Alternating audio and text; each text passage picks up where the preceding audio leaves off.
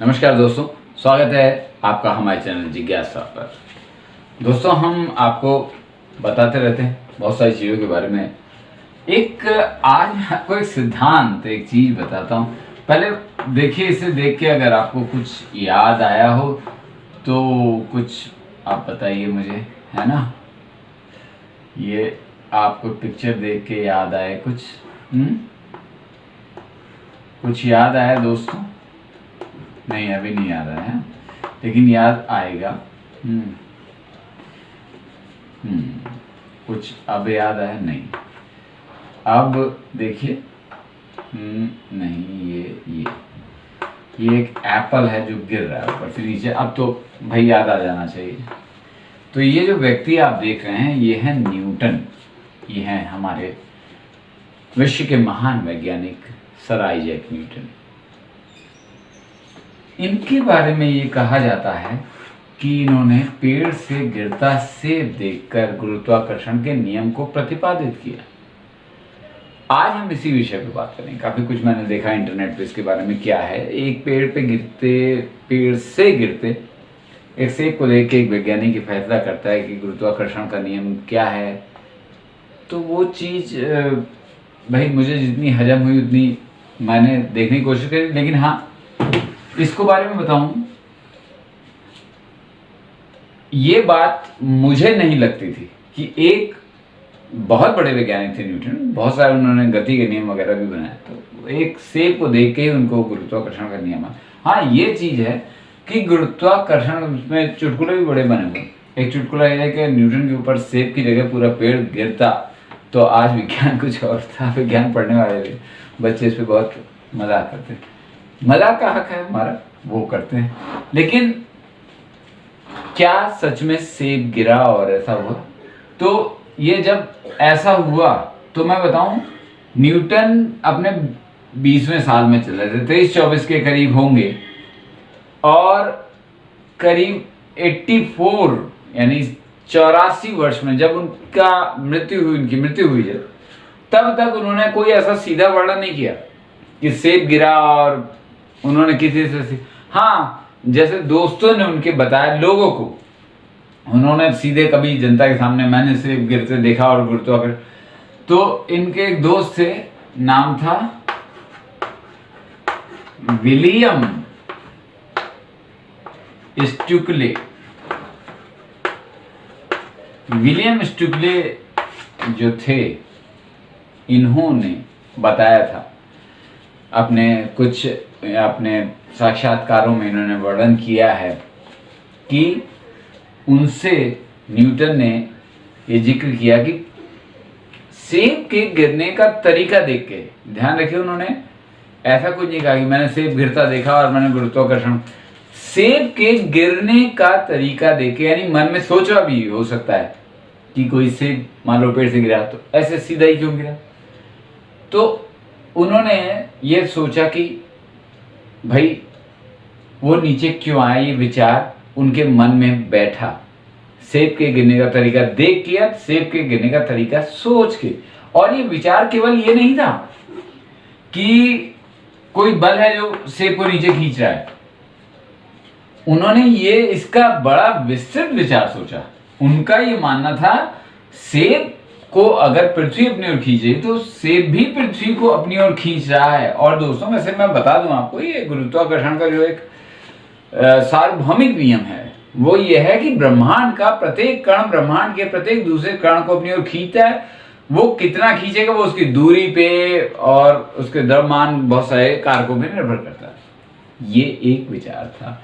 हम फिर से न्यूटन के गुरुत्वाकर्षण पे आ जाते हैं कि न्यूटन जब एक बीमारी फैली थी 1660 के करीब, तब वो कैम्ब्रिज विश्वविद्यालय में पढ़े थे। वहां से वो अपने घर लौट आए थे। और उस समय तक गुरुत्वाकर्षण के बारे में पता नहीं लोगों के मन में क्या क्या था। लोगों ने अलग अलग एक छवियां बना रखी थी इस बल की। तब तक क्या था, लोग जो मानते थे कि जैसे ये पिंड है, ये नीचे गिर रहा है, और एक ये बड़ा पिंड है, ये भी नीचे गिरता है। तो लोगों का ये मानना था कि अदृश्य तार होते हैं जो इसे पृथ्वी की ओर खींच के ले जाते हैं। अगर आप हवा में कहीं भी छोड़ दें किसी भी पिंड को, किसी चीज को, अदृश्य तार होते हैं जो उसे अपनी ओर खींचते हैं। और जो बड़ी और भारी चीज उसमें वो तार ज्यादा होते हैं। हालांकि गुरुत्वाकर्षण के नियम के हिसाब से मैं बता दूं कि आप एक सिक्का छोड़े या एक बड़ा भारी पत्थर, दोनों समान वेग से नीचे की ओर गिरते हैं। मगर लोगों का ये मानना था भाई जैसे इस पत्थर को आगे खिसकाओ आगे की ओर तो भी ये रुकता है, इसे खिसकाओ तो ये जल्दी रुकता है। तो उन्होंने इन तारों को घर्षण यानी गति के नियमों से भी जोड़ रखा था। इस तरीके की धारणाएं थी लोगों की। मगर न्यूटन का विचार बहुत विस्तृत था।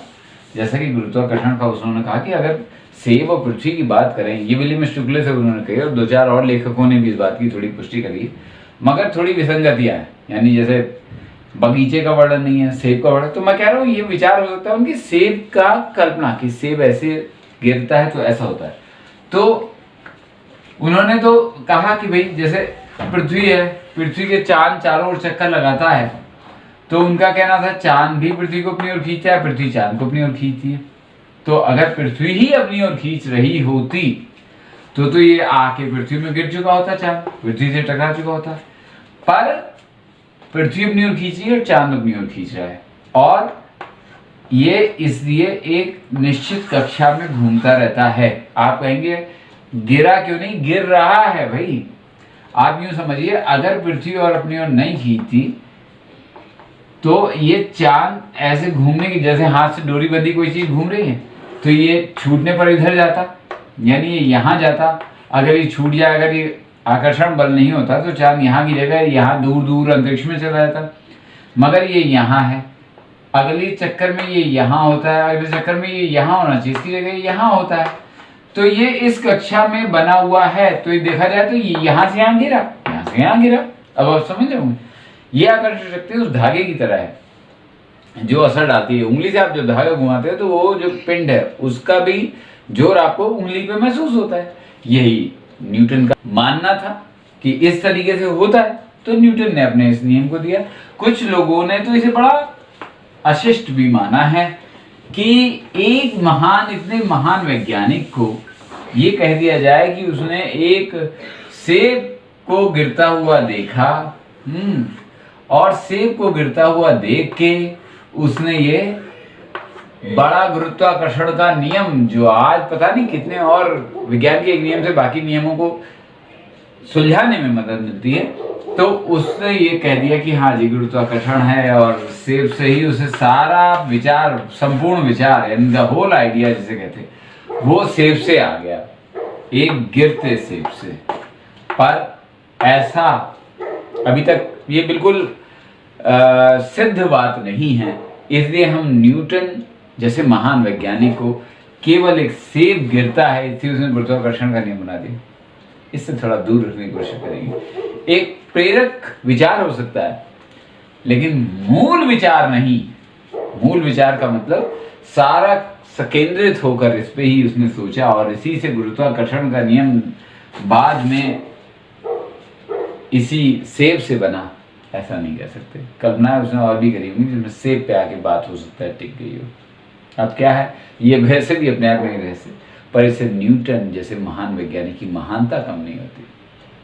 हमारा चैनल सैल्यूट करता है, सलाम करता है ऐसे महान वैज्ञानिक को। हम आपको ऐसी भी चीज़ बताते रहेंगे। फिर मिलेंगे इसी चैनल की कैसा पर। नमस्कार।